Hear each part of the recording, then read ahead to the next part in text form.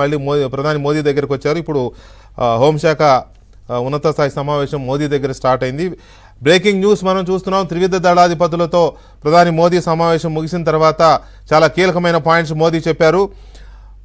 ఉగ్రవాదంపై పోరులో సైన్యానికి స్వేచ్ఛనిస్తున్నాం. తేదీ సమయం భారత సైన్యమే డిసైడ్ చేస్తుంది. ఎలాంటి జవాబు ఇవ్వాలో సైన్యమే నిర్ణయిస్తుంది. భారత సైన్యంపై మాకు పూర్తి నమ్మకం ఉంది. పహల్గాం దాడికి ధీటైన జవాబు ఇస్తాం. ఉగ్రవాదాన్ని అంతం చేస్తాం. ఈ స్టేట్మెంట్స్లో చాలా అర్థం కనబడుతోంది.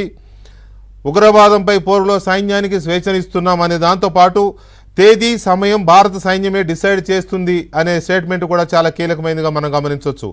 సైన్యం ఎప్పుడైనా కూడా డేట్లు టైంలు డిసైడ్ చేయో, అది చాలా హై లెవెల్లో ఉన్నత స్థాయిలో జరిగే నిర్ణయాలు అవి. రాష్ట్రపతి దగ్గర నుంచి క్యాబినెట్, ప్రత్యేకించి ప్రధానమంత్రి, హోంమంత్రి, రక్షణ మంత్రి, వీళ్లతో పాటు కేంద్ర హోంశాఖ కార్యదర్శులు కానీ, రక్షణ శాఖ కార్యదర్శులు కానీ, త్రివిధ దళాధిపతులు కానీ, అలాగే మిగతా అన్ని రకాల పారామిలిటరీ ఫోర్సెస్ కానీ, వీటన్నిటిని ఎలా మూవ్ చేయాలి అని వీటన్నిటి మీద చాలా ఉన్నత స్థాయి సమావేశం జరుగుతుంది.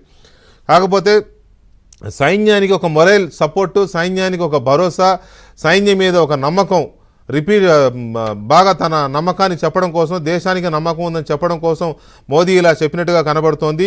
ఉగ్రవాదంపై పోరులో సైన్యానికి పూర్తి స్వేచ్ఛనిస్తున్నాం. తేదీ సమయం భారత సైన్యమే డిసైడ్ చేస్తుంది. ఎలాంటి జవాబు ఇవ్వాలో సైన్యమే నిర్ణయిస్తుంది. జవాబేంటో ఈ పాటికేమి నిర్ణయం అయిపోయింది, అది మనకు అర్థమైపోయింది కూడా. భారత సైన్యంపై పూర్తి నమ్మకం ఉంది. డెఫినెట్గా ఈ దేశం ఎప్పుడు భారత సైన్యం పైన పూర్తి నమ్మకాన్ని పెట్టుకుంటుంది. వాళ్ళు ప్రాణాలకి తెగించి పోరాడుతూ ఉంటారు దేశం కోసం. పాకిస్తాన్ ఇప్పుడు సైన్యం సెలవులు పెట్టి వెళ్ళిపోతున్నారంట. పాకిస్తాన్ సైనికులు భయపడిపోయి. మన సైన్యం అలా కాదు.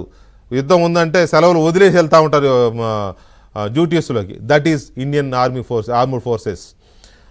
భారత సైన్యంపై పూర్తి నమ్మకం ఉంది. పహల్గాం దాడికి ధీటైన జవాబు ఇస్తాం. ఉగ్రవాదాన్ని అంతం చేస్తాం. ఇది ప్రధాని నరేంద్ర మోదీ చేసిన